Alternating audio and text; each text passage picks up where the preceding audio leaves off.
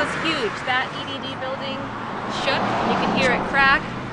The cars on the road kind of jumped off the road. Yeah, it was a big one.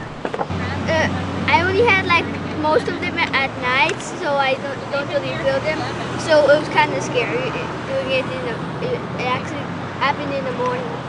I thought it was the truck shaking the ground, but then when I saw the tree and all the buildings shaking, then I realized it was an earthquake. It wasn't too bad. It wasn't as bad as the other ones I felt. The earthquake felt very strong. I lived through quite a few of them, and this one was a pretty good one. I understand it was 5.8.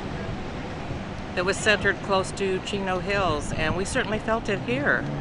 I took my kids and we went outside. It freaked us out a little bit, so I just grabbed my kids, going downstairs because they live upstairs. And we just ended up going downstairs and waited till it stopped shaking, because after it stopped, it still was shaking a little bit. So I was over at my house, and I was in the garage door when I I heard this growling noise. I was looking, and I turned around, and then these things, I see all the poles moving from side to side, and like my brother's at home alone.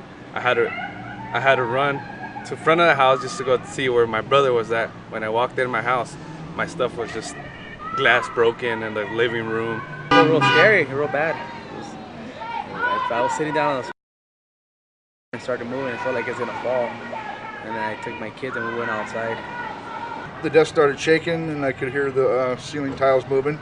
Everybody got real excited. I immediately stood up and got down to get underneath the desk and to protect my head and told everybody else that there was an earthquake going on. I was nervous, to be honest with you. I wasn't sure what to do. Building started shaking. I was on the second floor, so it was probably a little bit worse for me. That's it. I was just nervous.